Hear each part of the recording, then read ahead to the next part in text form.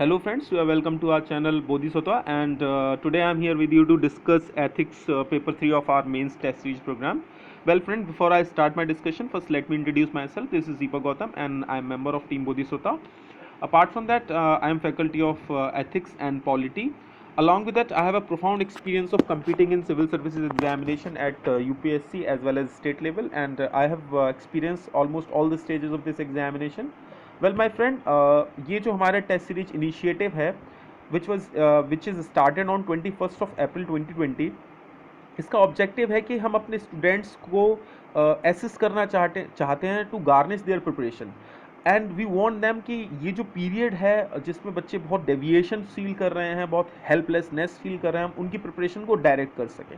ये एक बहुत सिंसियर इनिशिएटिव है and we have been following it sincerely, and we want on the part of our student to follow it with utmost sincerity. And those who are interested in joining this test series program, they can join from the link given below in the description box. And friends, एक और चीज़ मैं आपको बोलना चाहूँगा कि जो sincere students हैं वही इसको ज्वाइन करें, और we want the same amount of honesty and integrity from you guys.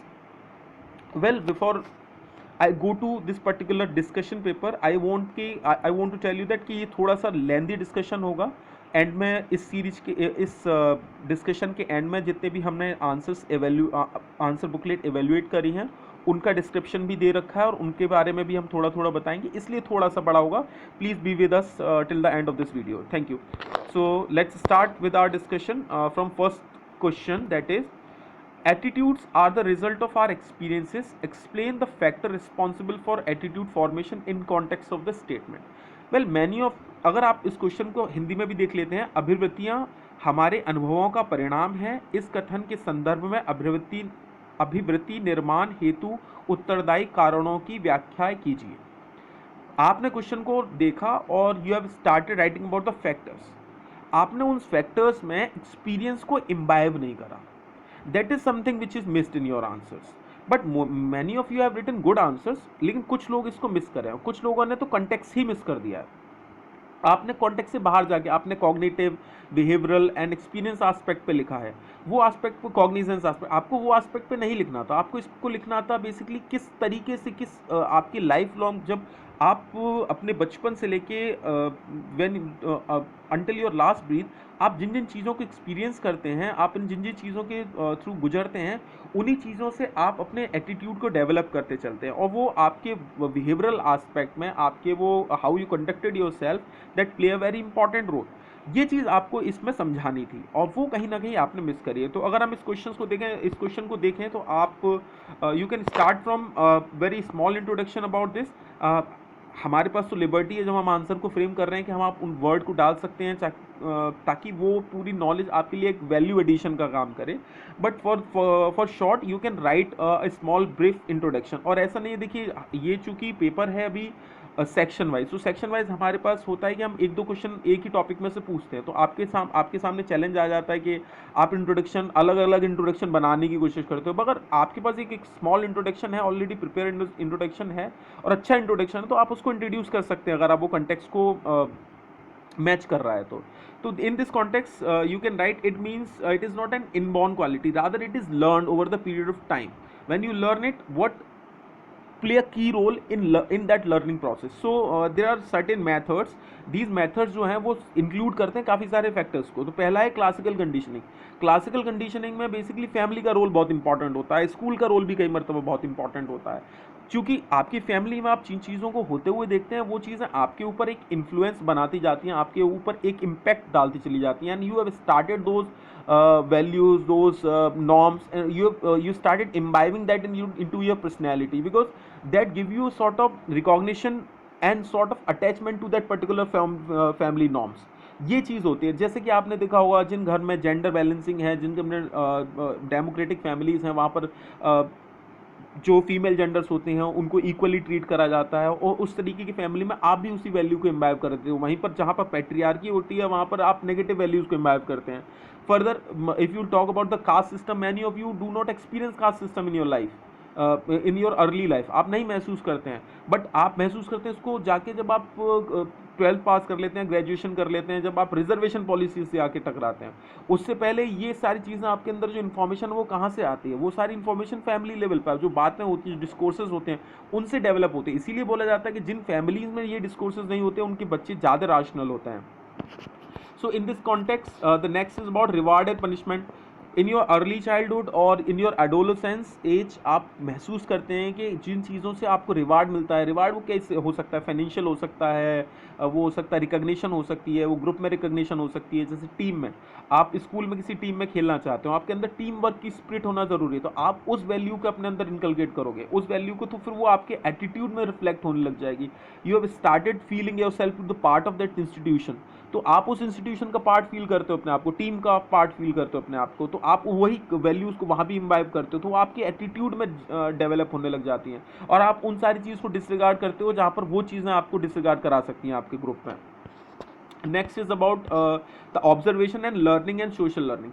आप बहुत सारी चीज़ें, बहुत सारे फेनोमेना आपकी चारों तरफ हो रहे होते हैं, आप उन सारे फेनोमेनास को लर्न करते हो, देखते हो। जैसे कि एक रोल मॉडलिंग होता है, आपने देखा होगा कि एक शक्तिमान का दौर था, तो उस समय बहुत सारे बच्चे वो घूम घूम घूम के छतों से कूद जाया करते थे, क्योंकि शक्तिमान एक रोल मॉडल का काम करता था। शक्तिमान यानी कि a person who is standing for the righteousness, और जो सही चीज़ के लिए खड़ा हो रहा है उस चीज़ को आप एडहियर कर रहे हो, आप एडमायर कर रहे हो। सिमिलरली आप एपीजे अब्दुल कलाम साहब को अपना रोल मॉडल मानते हैं, कुछ अटल जी को अपना रोल मॉडल मानते हैं, कुछ होमी जहांगीर भाभा को अपना मानते हैं, कुछ रतन टाटा को मानते हैं। तो आप उन सब चीज़ों को लर्न करते हो, ऑब्जर्व करते हो। आप जब उन चीज़ों को ऑब्जर्व करने लगते हो तो they have started forming part of your basic personality और योर बेसिक ट्रेट्स, और वही आपके ओवरऑल एटीट्यूड फॉर्मेशन में एक की रोल प्ले करता है और की फैक्टर बन जाते हैं। For other factors are also there. Other factors, if you'll read, which are there, like religious belief, events, accident का मैं आपको एग्जांपल देता हूँ। एक्सीडेंट्स क्या होते हैं कि आप रैश ड्राइविंग कर रहे थे, आप एक्सीडेंट हो गया। अब आपको क्या लगता है कि आपके अंदर ये एक मेमोरी सेटल हो गई, एक एक्वायर्ड मेमोरी आपके अंदर आ गई कि नहीं यार, रैश ड्राइविंग करने से ये चीज़ हो जाती है, एक एक्सीडेंट हो सकता है जिससे मुझे इतनी इंजरी हुई, जिसकी वजह से मुझे एक फिजिकल और साइकोलॉजिकल ट्रॉमा से गुजरना पड़ा, next time I won't do that, और आप उस चीज़ को कहीं ना कहीं एडहियर करके आगे बढ़ने लग जाते हो। This is something you are suppose to understand. The next question is about discuss the function of attitude. आपको फंक्शंस डिस्कस करने थे। फंक्शंस आप जो बेसिक, आप अगेन इंट्रोडक्शन, इसमें क्या बोला, डिस्कस, तो आपको वो ईच एंड एवरी फंक्शन को डिस्कस करते चले जाना था। Simple as that. एक इंट्रोडक्शन से आप शुरू कर सकते थे, इंट्रोडक्शन कोई भी हो सकता था। एटीट्यूड के रेफरेंस में आप कोई भी अपना जो भी एटीट्यूड की जो जनरल डेफिनेशन होती है, जो मैंने इस इंट्रोडक्शन में लिख रखी है, attitude refers to the learned predisposition to react और बिहेव इन फेवरेबल और unfavourable manner for a specific object और a stimuli in the given situation. That means in simplest word, how you conducted yourself in a given situation. That is attitude. आप उसको देके उसके functions पे जा सकते थे। पहला फंक्शन मैंने लिखा है यहाँ पर, utilitarian function, then societal function, then symbolic function. Utilitarian function, आप अपनी यूटिलिटी को एनहेंस कर रहे हैं। आप उस यूटिलिटी को कैसे एनहेंस कर रहे हैं, मैंने अभी आपको पिछले क्वेश्चन में, डिस्कशन में एक पॉइंट दिया था कि आप टीम का पार्ट होना चाहते हो। तो आप जब टीम का पार्ट होना चाहते हो तो आप कौन सी किन वैल्यूज़ को आप एडमायर करते हो, तो आप टीम स्पिरिट की वैल्यूज़ को एडमायर करते हो, आप सेल्फलेसनेस की वैल्यू को एडमायर करते हो। और जब आप उन चीज़ों को एडमायर करते हो तो क्यों एडमायर करते हो, क्योंकि वो आपकी यूटिलिटी को बढ़ा रहे हैं, वो आपकी एक्सेप्टेबिलिटी को बढ़ा रहे हैं। अब जब आपकी एक्सेप्टेंस ज़्यादा होगी तो आपकी यूटिलिटी ज़्यादा होगी, तो यही होता है utility function, as simple as that. Societal function, of course when you are talking in context of the society, I have given you example in the classroom lecture series also, and here I would like to cite that privacy is something which is more of a western concept, because in India it was recognized in the legal domain only after K Puttaswamy case। उससे पहले काफ़ी सारे cases थे, उन कभी किसी case में इसको एक्सेप्ट नहीं करा गया था। दिस इज समथिंग जो आपको देखने वाली बात है, जो आपको समझने वाली बात है यहाँ पर। अगर आप यहाँ पर प्राइवेसी को नॉर्म्स नहीं भी मान रहे हैं तो आपको सोसाइटी के लेवल पर कोई इशू नहीं होगा, बट अगर आप वेस्टर्न सोसाइटी में जा रहे हो, पीपल विल डिस्कार्ड यू।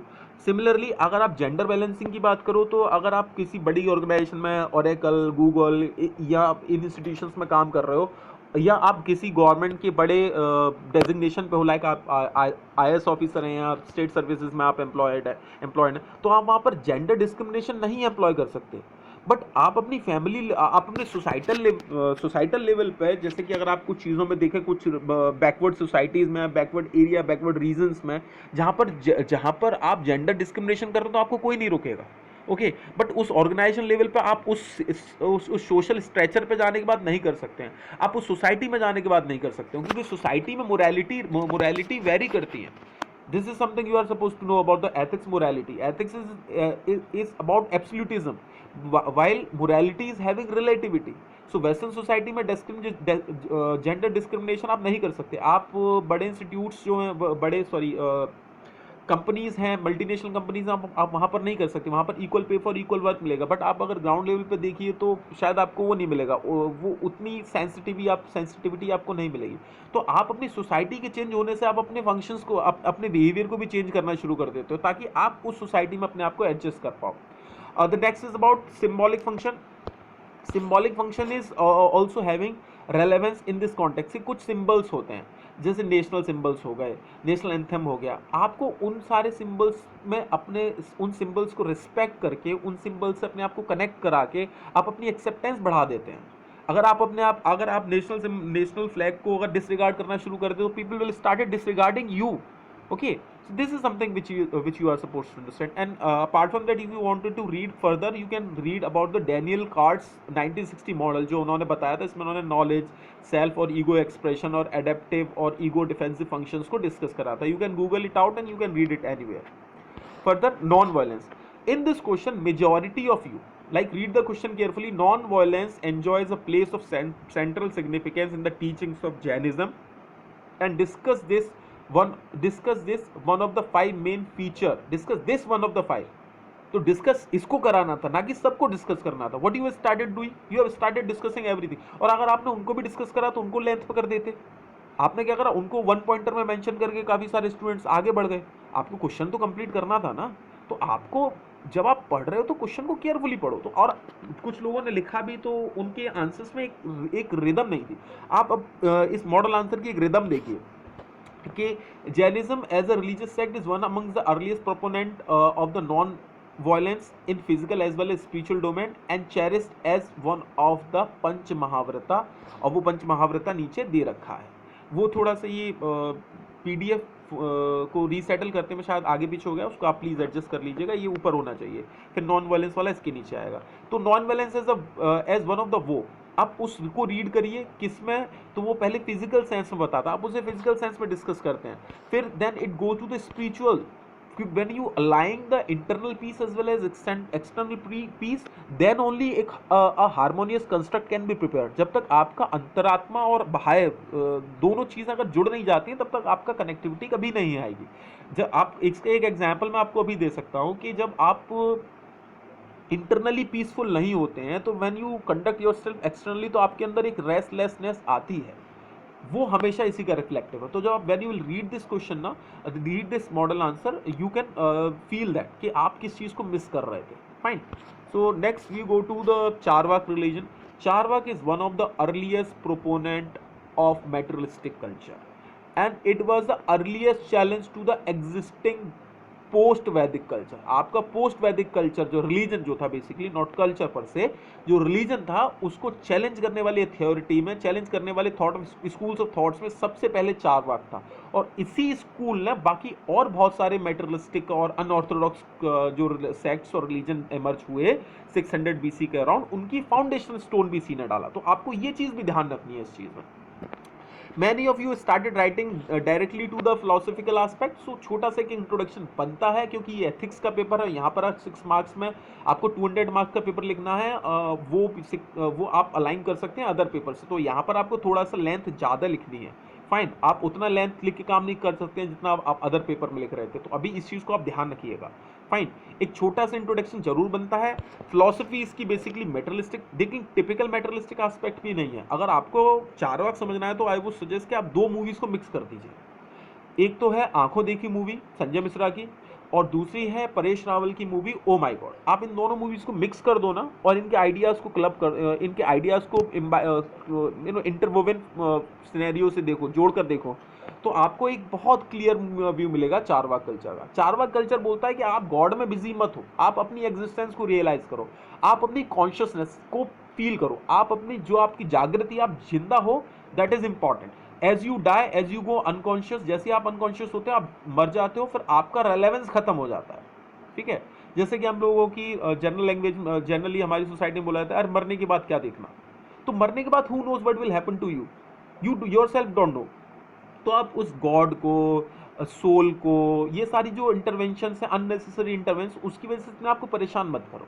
आप अपनी लाइफ को जियो, जितने अच्छे तरीके से आप इसको जी सकते हो। एक और चीज़ मैं आपको यहाँ पर साइड करना चाहूँगा, बहुत सारे लोग इसको ना टिपिकल मेटेरियलिस्टिक कल्चर से ऐड कर देते हैं, ऐसा बिल्कुल नहीं था।